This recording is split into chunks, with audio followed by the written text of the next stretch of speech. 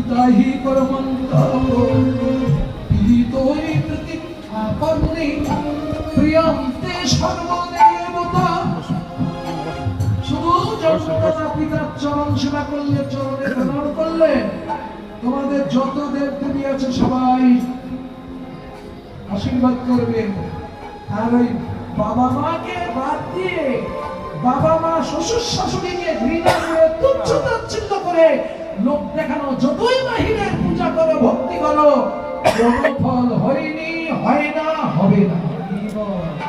এ নগদ মালের খদ্দের কম, বাকি মাল দিতাম না, বিশাল খদ্দের পেয়ে যেতাম।